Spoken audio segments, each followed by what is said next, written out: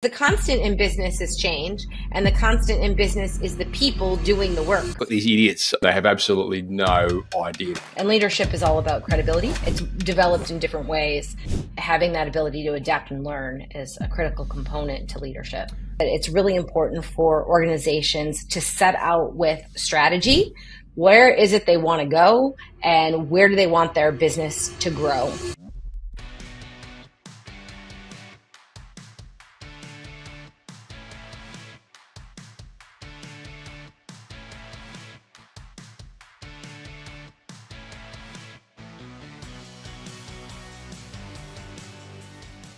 Ginine, welcome to the Sideshed podcast. Hi, thanks for having me. Joining us all the way from Buffalo. Buffalo, New York, yes. Right on. Beautiful weather up here today. So when you're from Buffalo, do you tell people that you're from New York? Or do you say I'm from Buffalo? I always say that I'm from Buffalo, New York. Okay. On the Canadian border. Right. An hour from Toronto. Why is that? Why so?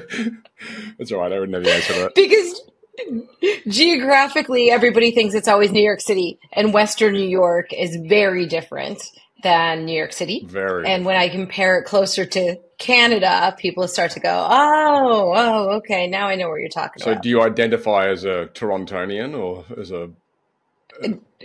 Definitely not. I don't have my A's down. No doubt about it, eh? Yeah. No doubt about it, eh? Cool. Well, thanks for joining us. We're here today to discuss how to, I suppose, develop leaders within our organization. I actually only last week did a really good podcast on how to empower team members to start making better decisions and taking responsibility. So I think this episode's going to tie in quite well to that. I can't even tell you what episode that was because it's still not published, but I think it all kind of ties into each other pretty well. I'm yet to experience a scenario where, and this is just my experience, but like successful leaders be brought into a business that haven't come up through the business.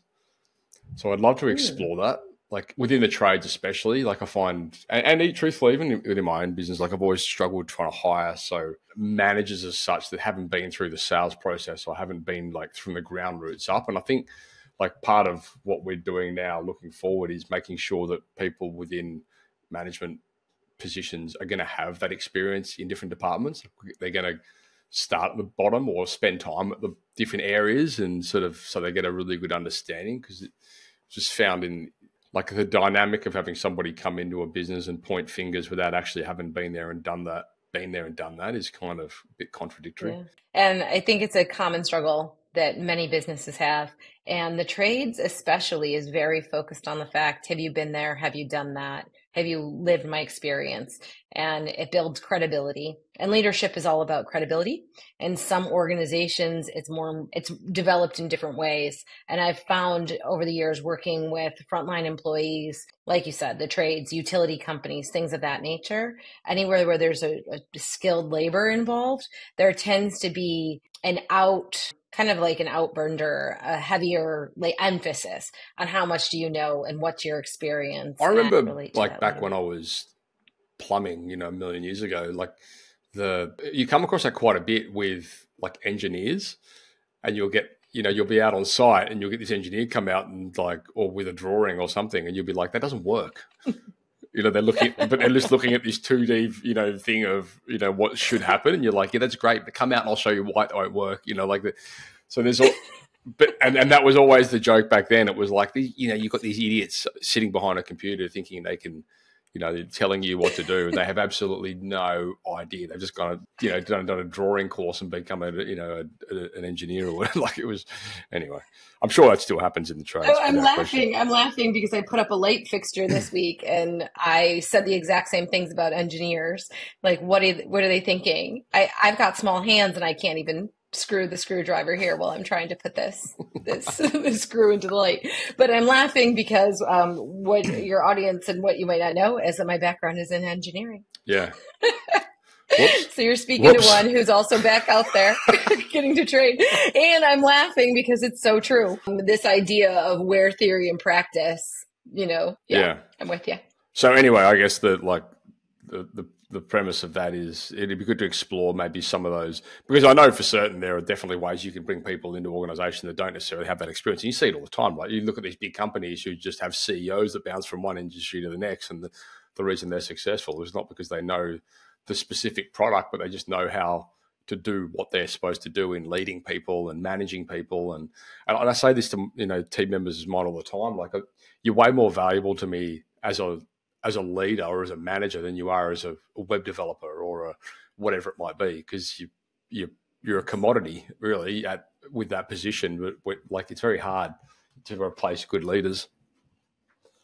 Yeah, absolutely. Good thinkers, critical thinking. And that's where the industry is showing the skills that we need are advancing so rapidly, and the amount of change that is happening is so rapid to every type of position out there, that the thing that people need to realize is the ability to learn, people who can learn quickly, work well with others, read the room, diffuse conflict, have challenging conversations. Those are the types of skills that are really going to be leading businesses of the future, because the technology is changing and it changes so rapidly. The way that we did something in the past may or may not be the same way that you're going to be doing it in even a year or two from now. And having that ability to adapt and learn is a critical component to leadership. Now, on the flip side of what I was saying before about developing leaders from within, we should probably circle back to this at some point if we're not going to anyway, but that common mistake that people make when they do promote people from within who shouldn't really be there, only due to the fact that they've been there longer than anyone else, like that kind of scenario. You know, that old challenge of you could be the best insert trade in the world, but doesn't mean you can manage people or run a business kind of thing. Yeah, and that's actually the most challenging piece of it, right? When it's developing leadership, is accomplished through others. And real leadership is actually just being able to unlock other people's knowledge, other people's skills, other people's potential, and harness it in the direction towards the common goal.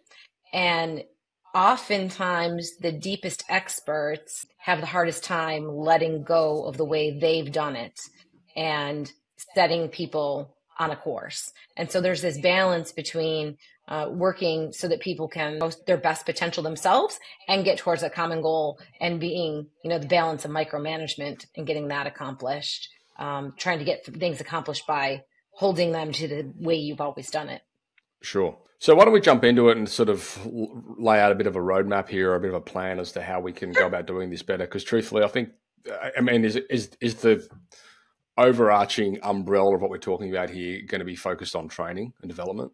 We could do whatever you want to focus on. I honestly can do whatever works for you. Well, no, what do you think is going to be the most interesting to your audience? Well, it's up to you. What's the problems they're trying to solve? Well, the conversation here is about how to develop and cultivate leaderships with leaders within our business, right? So the question I was asking was, is that cultivation typically a result of training and like education and programs and stuff that develop leaders from within, or what are we talking about?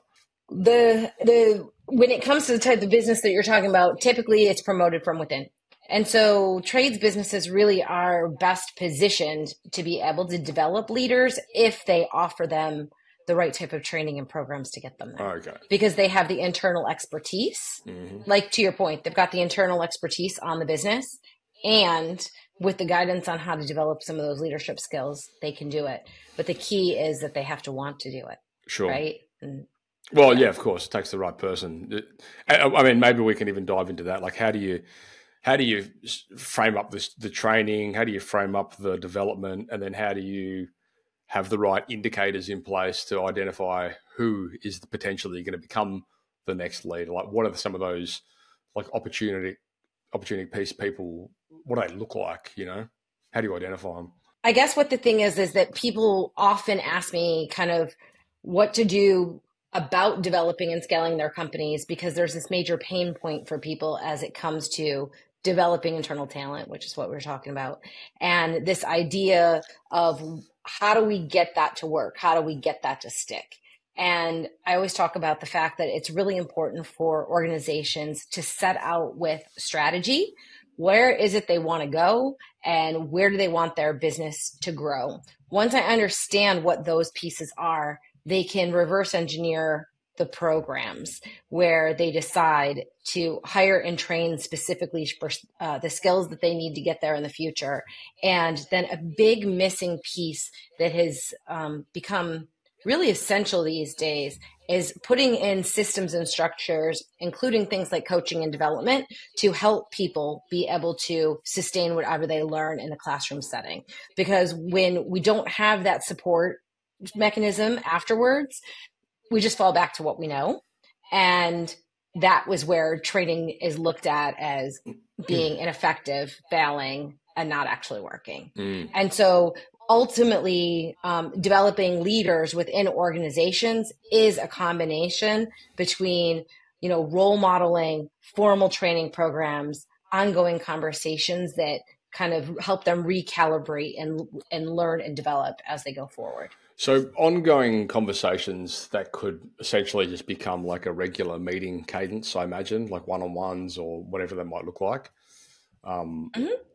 So that one's kind of, I guess, obvious. Maybe the things that perhaps we can just touch on briefly is, I suppose, what you might be wanting to talk about within those meetings. Yeah, absolutely. Yeah. So maybe we can start there, and then we can jump into, okay, the formal training. Like, what does that actually look like, and how do you go about developing it and like rolling it out, more importantly, and getting people actually doing it? Okay. So basically, you want me to talk about that right now? I'm not sure your style. Yeah. We may as well. Okay. I think. I feel like we can tick the meeting one off because that'd be pretty quick to just figure out what you need to discuss. Yeah. So what do we want to have in a meeting? Yeah. So basically, when doing these programs, you want to have a regular cadence, a minimum of 2 times a month, with someone who is developing those types of skills. And so they don't have to be long, 30 minutes, even 15 once you get used to them. And you definitely want to enter in with an agenda every time. I've got a little tip and trick that I love to do as a good framework. You pick a topic, and then you walk through something I refer to as the start, stop, continue. And it's this model where you decide, what is it that we want to continue doing? What do we need to start doing? And in order to do that, what must we take off our plate and stop doing? We can wrap that around any sort of conversation as it relates to business or development. And it acts as a really good anchoring tool for people who are new or less familiar with conducting regular ongoing conversations. Yeah, it's good, that stop, start, keep meeting. We actually do that across the company every quarter for the whole team. Like, it just goes out as an automated stop, start, keep, so we can sort of see what people are thinking. It's useful. I mean, I think sometimes as well, then, because it's often the case when you'll have people within different departments that don't understand what's happening as the bigger picture. So it sort of gives you the opportunity to be able to relay that. Absolutely. And it allows you to see what's working, what's not from different perspectives, and how much that aligns with your own perspective. Another tool within a meeting structure that I often use is a scale of 1 to 10 conversation. You could do it around anything. Things like, I've asked you to do this plan and to move forward with this project. On a scale of 1 to 10, how familiar with what needs to be done, and how confident are you that you're going to be able to do it? Now I get to have a range to be working with. Somebody is a little bit easier to say, yeah, I'm on a scale of 7 right now. And I can come back and say, all right, what's it going to take to get to an 8? What do we need to answer? What do we need to address? It helps tailor in the conversation in a more specific way versus someone going back and going, yep, I understand the project. Sure, I can get that accomplished. And then they walk out of the meeting and they fumble for the next 2 weeks until you come back and ask them, how are things going? And they're unsure. So it's a calibration tool and technique you can use in meetings as well. So Ginine, just with the rollout of these meetings, who is responsible of running the meetings? Like, who's the person that's actually meant to be doing them? Yeah, I think that depends on where somebody is in their leadership journey. Yeah. When they are new on the leadership role, the burden should be placed more on the direct manager, that senior leader, that person who's responsible for them. Over time, I would anticipate that once we've started kind of calibrating on our goals and how things are going, it becomes a conversation that we decide together what the next agenda is going to be. And then eventually when you're in a more senior leadership role, or those leadership roles have skills have anchored, that's when the actual employee should be able to identify what that meeting is and take the leadership role. Yeah, because we have a one-on-one meeting framework within the business, which I'm pretty sure I pulled from Gino Wickman's Traction. I don't know. Have you read that book? Yeah. Yeah. I mean, I spent about 2 or 3 weeks reading that book, and it took me 3 months to roll out some of the frameworks within it. It was just so amazing. But the one-on-one meeting framework, I'm just looking at it now. Essentially, we have the things to discuss. Truthfully, we don't visit this anywhere near enough. So I think next year we'll be getting back to this. But things you want to discuss, like general talking points, your biggest personal win, your biggest professional win, what are some of your roadblocks or like the too hard basket, and then where are some of the growth opportunities. And like typically we would have, like, so if someone wants to have a one-on-one meeting, they would fill that out first, and then we'd be able to, like, we'd have talking points for the meeting. Yeah, I think that those are excellent tools and frameworks to get people started. And ultimately, it really is about trying to find a cadence and a tool that works for everybody. I have what I refer to as the power of one framework, which is what's the one conversation, one idea, and one action that we need to be having and taking today. Yeah. And how can we use that to move forward? So I think the most essential thing that I would want people to understand and walk away with is the fact that they just need to be having these conversations and doing it more frequently. I encounter over and over organizations and businesses that I work with where they think a passing conversation over a cup of coffee is the meeting. Yeah. And it's not. And then there's a lot of struggle with, well, why isn't this person doing what I want them to do? Or why are they not stepping up to be leading in the way that I'm looking for them to lead? And the individual who stepped into that leadership role is looking around going, I'm not exactly sure what I'm supposed to be doing. And so those infrequent conversations are a real challenge. Yeah. So that's why I encourage people to add structure to it from the beginning. Yeah, exactly. So those meetings can still happen over a coffee, but there should be some sort of formality and structure to it. Yeah. Yeah. Yeah. Okay. Yeah. You get what I mean. Yeah, no, totally. I can still have my cup of coffee. I just want to have some more structure along with it. Yeah. Yeah, cool. All right. And so anyway, for you guys out there, so have those regular meetings with team members. It should be every couple of weeks, and typically it's with a direct report to start. Yeah, that sounds about good. That's a good starting point. Yeah. All right. And for you guys that didn't pick up on the stop, start, keep meeting, it's essentially what should we stop doing? What should we start doing? What should we keep doing in their opinion, and then dress them up. So, okay, let's jump into some of the more nitty gritty stuff around developing training programs within the organization and identifying who should be going through them, or at what point, like how people can present themselves as potential leaders. Question I have before we jump into that is, do you advise having organizational charts in place that are present? How can I say this? So the team can actually see where some of those opportunities are for potential leadership development? Good question. So do I believe in having org charts and making them available for people to see? I've done this I'm actually truthfully working on it again right now, but so we always have obviously a current org chart, and then a forecasted org chart. Aspirational. Yeah, which essentially is like, okay, well, this is where the company needs to be in 12 months.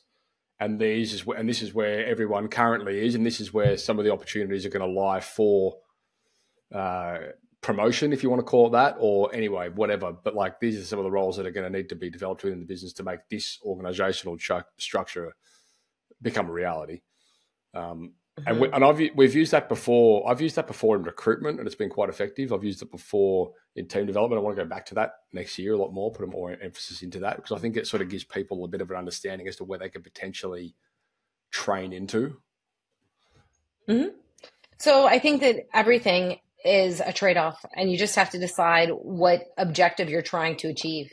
So this idea of, having transparent org charts that where people can grow and see kind of the career pathing. I think what's important is that people identify that there is a career path and that they are clear about the types of skills they need to acquire in order to get to the level that they're looking for.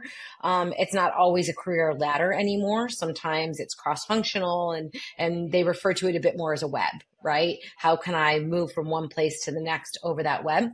And I think what is often unclear in leadership development is providing people and our employees with very concrete experiences, not just training, but the opportunities to practice, learn, grow, use the skills of the training along the journey and bits and pieces before they get to the path, to the actual title of leader in a new role. So for example of that, it's like, okay, you're going on vacation and can we just pass them for a week, the baton to be in the role of leader with some directions, conversations, and activities that we expect them to be able to do, set them up with conversation before we go away, debrief with them when they come back, and how do they take that as a learning opportunity? The more of those moments that you can identify along the path, the more you can move people into those roles without actually promising them anything until you're able to actually make that materialize for them. Yeah. But you're giving them a flavor before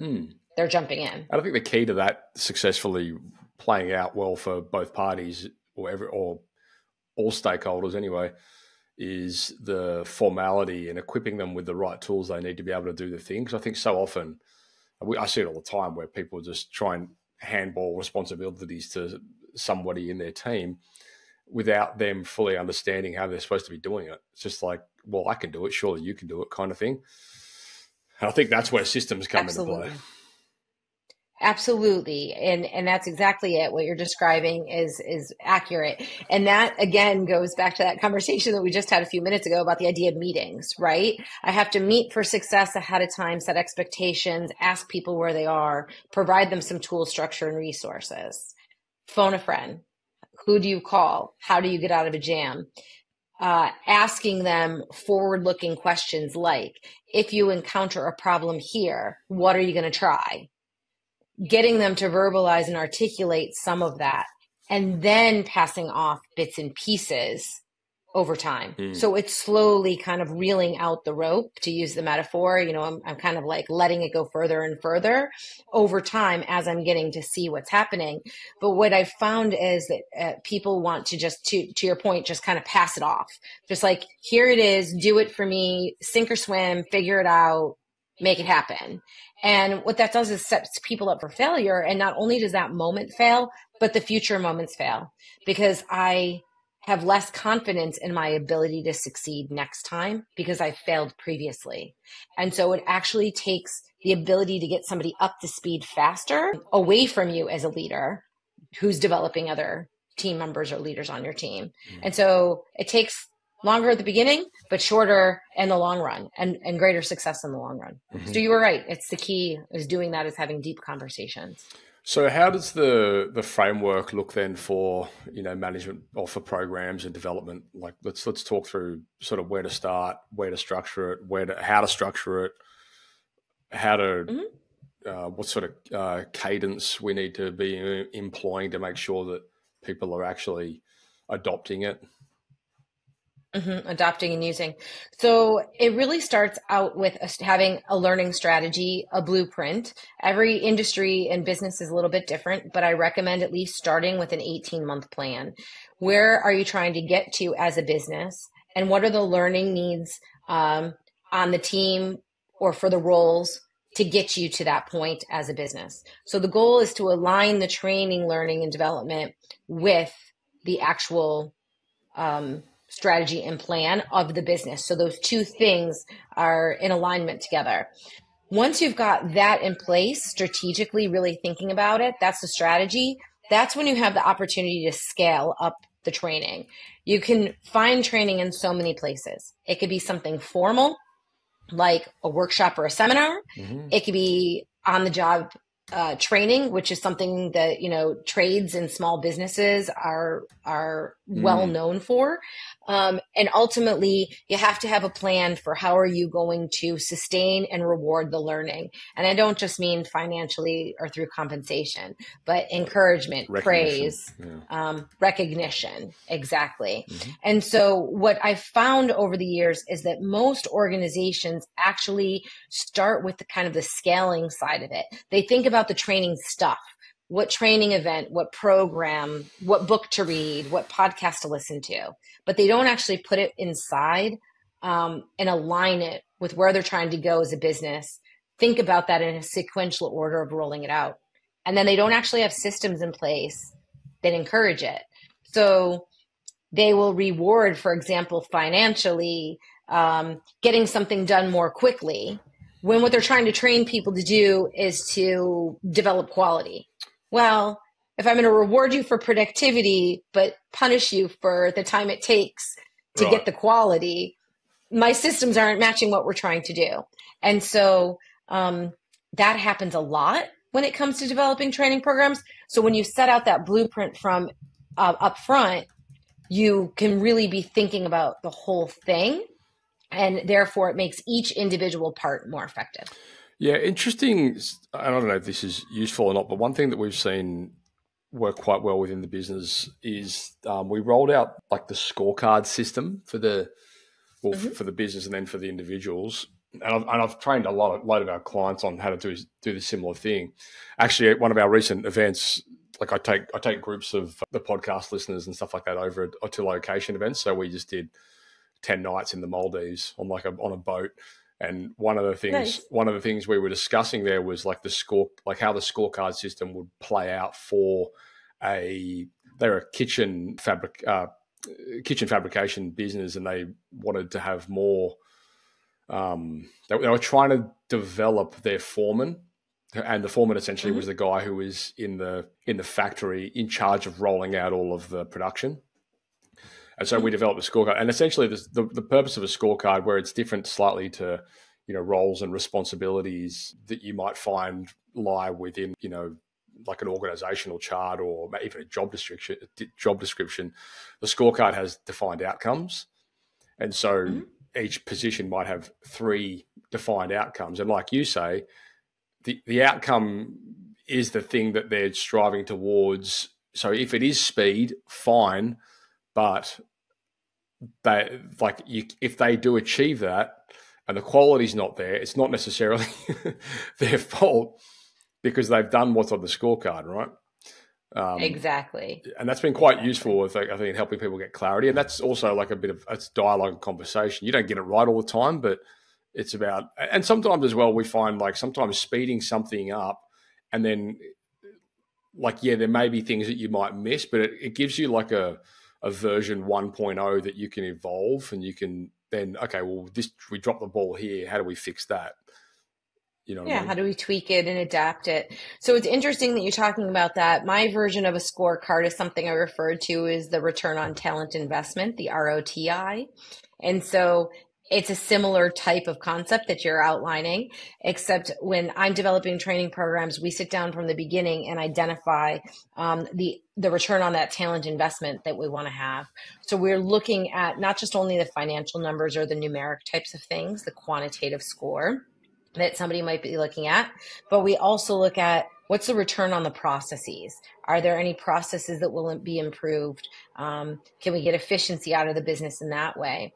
We look at numbers or potential KPI, like key performance indicators around people, internal and external to the business. So maybe customer satisfaction scores are a number that we want to see change as a result of the training.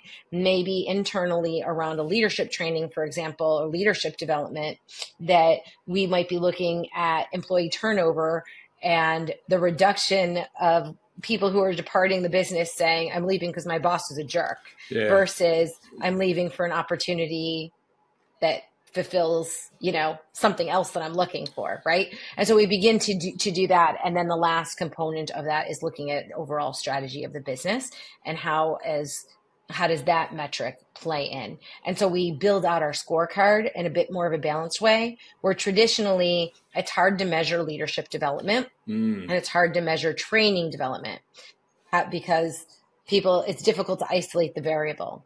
So when we look at the long-term business outcomes and what those metrics relate to, we then look at what kind of training and leadership development is necessary in order to hit those other objectives.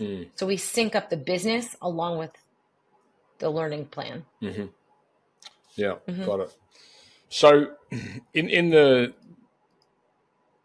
interest of, I suppose, providing the viewers and the listeners out there with some kind of framework on what this might look like, if we start first and foremost with the overall business strategy, and coming towards the end of the year now, it's probably something that a lot of, although this truthfully might go live in the new year, but a lot of businesses are in that sort of mindset now, using this time as the sort of the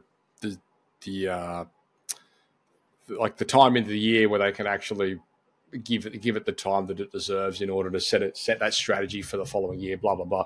Anyway, so once you've kind of got that defined, then we would go to the communication side, where we sit down and we communicate the business strategy with the whole team, or the key members, or the key leaders, or it could be anyone or everyone, or who do we talk to?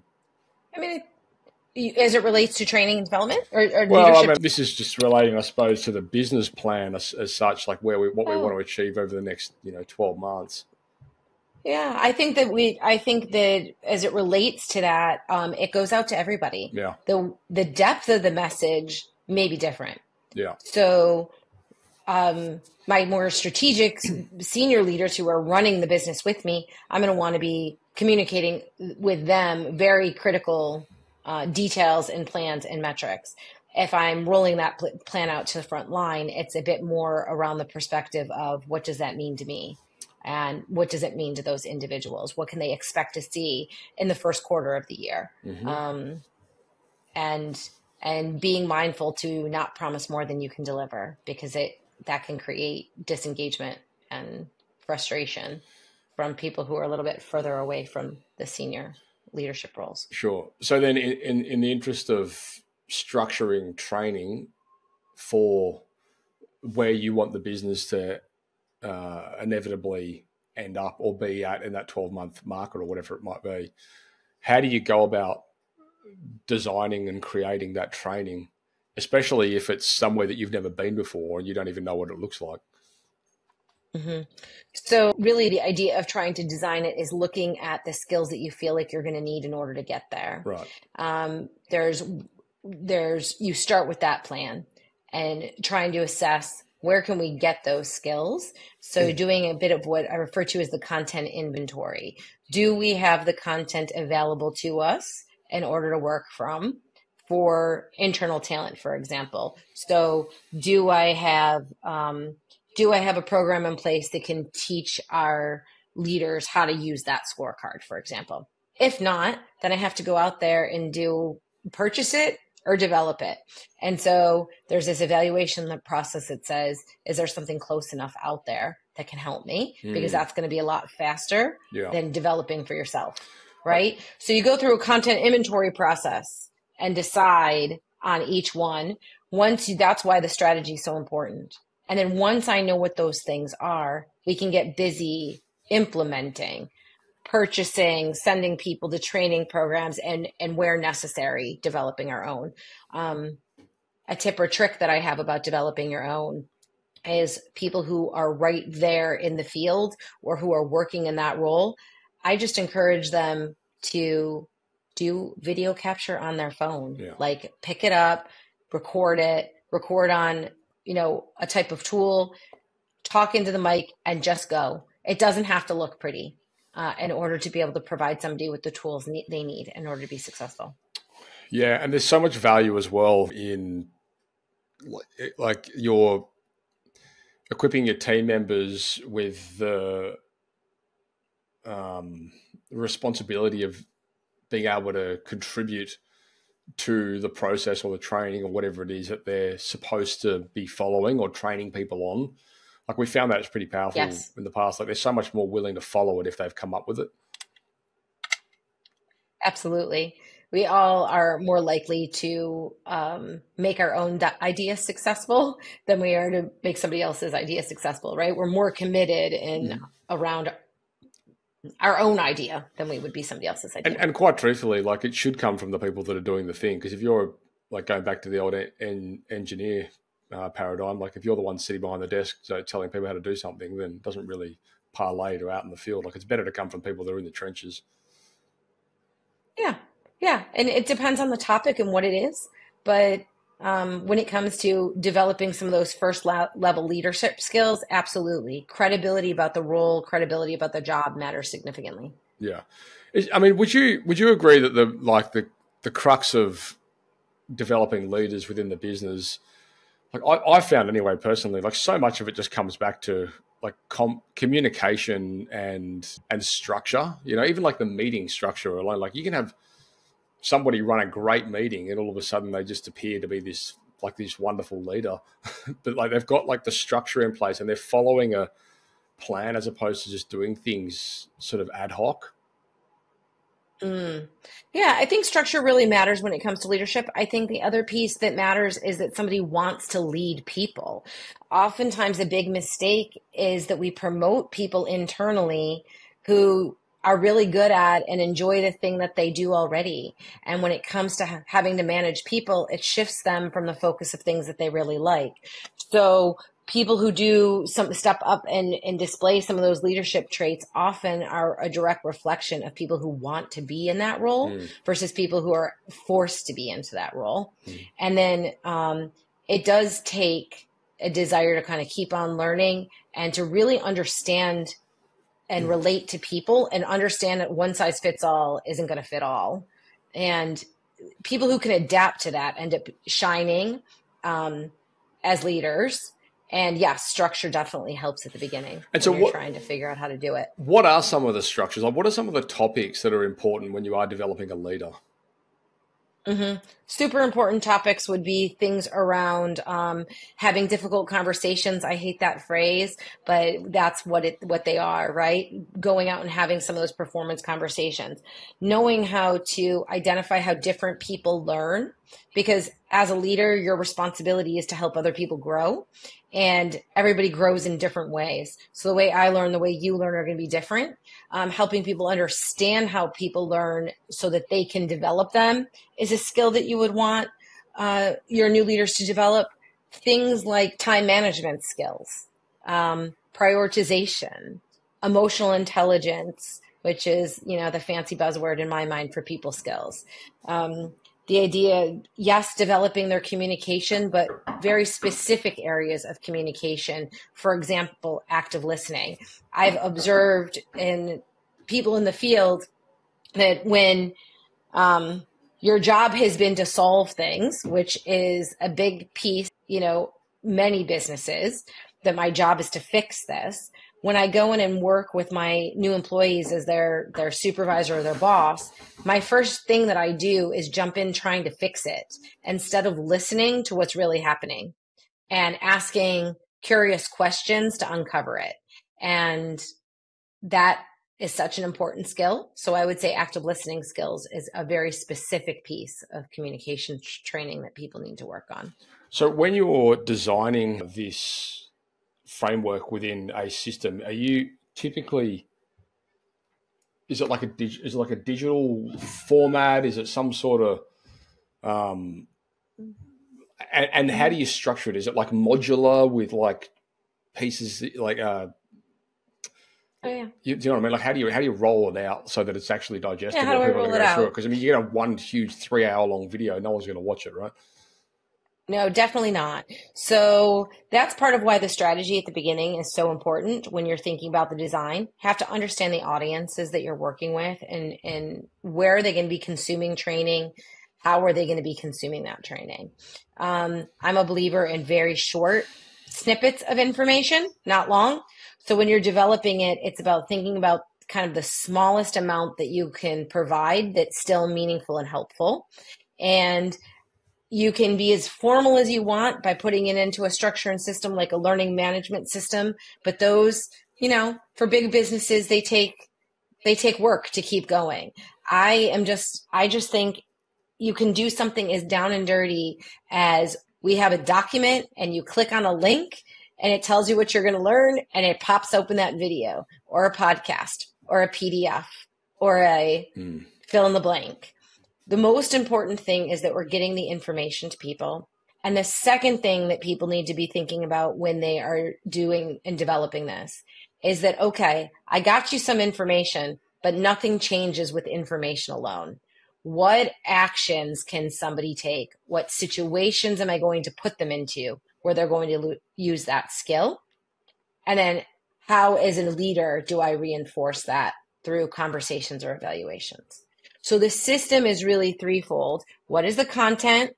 What is the supporting training experience on the job type of work that they need to be doing to draw in that skill set that they're learning about? And how are we going to have conversation around it? Because the conversation is what reinforces it and helps it get clearer for people. If I have that mix around any of the skills that I'm looking to try to develop, and I do that consistently over time, they will develop. So that's kind of the broad framework without getting into the nitty gritty of each individual's business. And how do you tie into, how do you tie in the feedback loop to the trainings and accountability and deliverability, and then I suppose importantly, like measuring off the back of the given thing outcomes, like has it worked? So the first piece on that question was like, where's the accountability? So one of the first components of the accountability are those follow-up conversations with management and leadership. And if management doesn't have the bandwidth to be able to do that, they can bring in an outside consultant to be a professional coach working with that person to be thinking about how is that training getting tied into the work that they're doing every day? I have lots of customers that actually take that route. You go to a training, and instead of worrying about how do they fulfill that internally when everybody's so busy, they draw in an external resource to support them through ongoing coaching and development. The next kind of piece of that is that's where the accountability lies, right? If we tie the training to real world activities that need to be accomplished for the business, I now have a metric or a way to hold someone accountable to be using them. We have a project you should be using it on. We have a business number that needs to be, matched up with it. And so we inherently have a business mechanism that is forcing us to look back to say, is that training working and how is it working? Right? What's changing as a result of it? So that's the accountability measure. And your last question, I'm not sure if I remember kind of the last part of what it was. It was more the outcome focus. How do I get evaluation back on how effective the training has been? So there's something out there called the Kirkpatrick levels. I can measure to level 1, 2, 3, and 4. And most organizations stop around level 1, maybe level 2. They're the smile sheet at the end of the workshop. How did you like it? What happened? Blah, blah, blah, right? And then everybody smiles with their happy 4s and 5s, and we call it a success. Well, that is a level of measurement, but it's not the level of measurement that most people want to see. What they're really looking for is what changed in my business. And so you can roll out over different periods of time more questions to the individual and to either their direct reports or peers or management team. You got to make that strategy determination of who's the best to ask. But after that, you look at it and say, are other people noticing a behavior change? That's kind of another measurement to say, is it working? Because other people are seeing something. And then tying it to actual business metrics. And that is at the highest level of determining whether training works. And you're measuring it in key increments in time for a series of many, many months after when it was rolled out. So you might do something at 30 days, 45 days, 90 days. Everybody's cadence is a little different based upon their business cycle. But the idea is to keep measuring to see what's changed and who's recognizing whether the change is occurring. And is that something that, who should be managing that? Is it the direct report again, or is it No, that would either come out from the provider of the training if it was external, or if it's internal, where somebody's measuring it, you would want to find somebody who's not directly related to the training program Hmm. to set out the kind of the standard questions that you would be measuring in advance before you would jump on in Hmm. and get them to continue to roll that out. So a lot of companies do it with surveys or 360 questions that you roll out multiple times to see how the numbers have moved. And the most effective and sustained programs, you'll see a gain over time Hmm. instead of a decline over time. Well, I think you've Mhm. given us everyone a lot to stew on. I mean, truthfully, it's one of those things, isn't it? Like it's never really done. It's like a ongoing. No. It's like showering. You just got to keep doing it. Sorry, guys. Oh, that's so funny. That's really the truth. Every time you think that it is done, it's not done. Because the constant in business is change, Yeah, and the constant in business is the people people. doing the work are Hmm. constantly changing.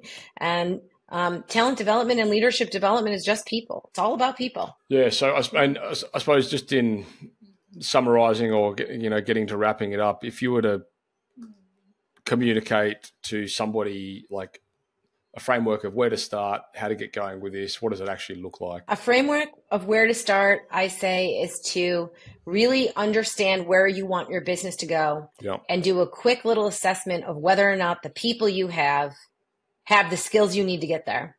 And if the answer to that is no, then call in an expert to help you at least build a plan to know what kind of training you need to close those gaps on. Mm. Those would be the first things. Trying to figure it out all by yourself when it is not your area of expertise, it can be overwhelming. Mm. So at least get some advice and guidance from somebody and then decide where the next steps are from there. Okay, awesome. That's been very helpful. Now, Ginine, where can people get a hold of you?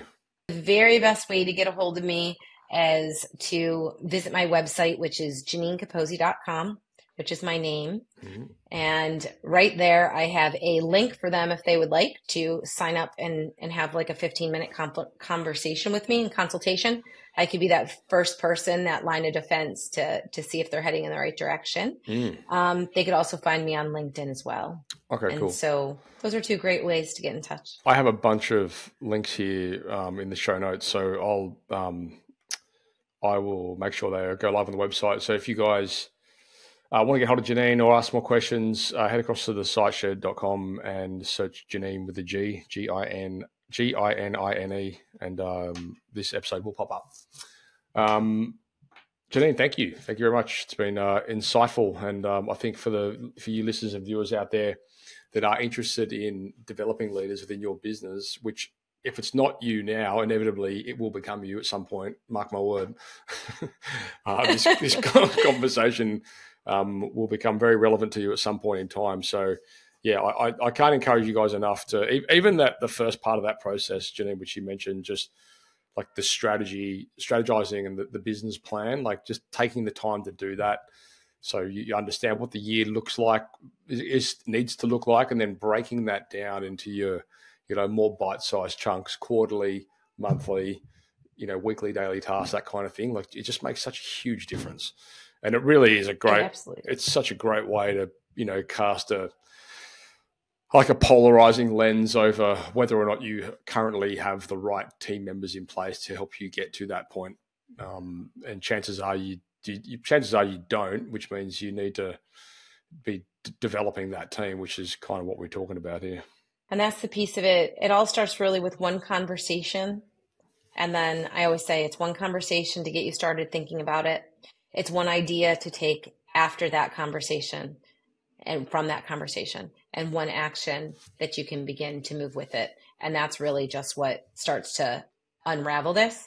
And what I've found is organizations that aren't ready or don't think that they're ready for training, they are the ones that should get started, because as they're growing, it gets harder to develop the system. Mm-hmm. But if you could start the system now, you've got more pieces in place while you're small and nimble and developing than it takes to retrofit it after you've grown. Yeah, it's so true. It's like anything, the bigger you get, the harder it is to deploy these things.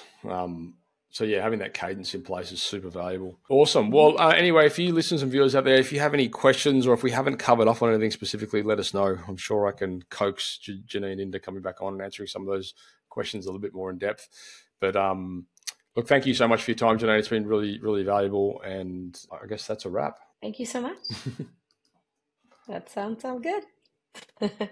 New Zealand-based home renovation company, 6,593% ROAS. Sydney-based solar company, 2,700% ROAS. Hunter region-based bathroom renovation company, 5,616% ROAS. Melbourne-based building company, 13,182% return on ad spend. Adelaide-based solar company, 2,881% return on ad spend. Guys, the list goes on and on. If you're a trade-based business and you work with projects like roofing, solar, bathroom renovations, kitchen renovations, anything like that, head across to tradie.wiki/pod for podcast. Tradie.wiki/pod for podcast. Book in a conversation. It is game changing.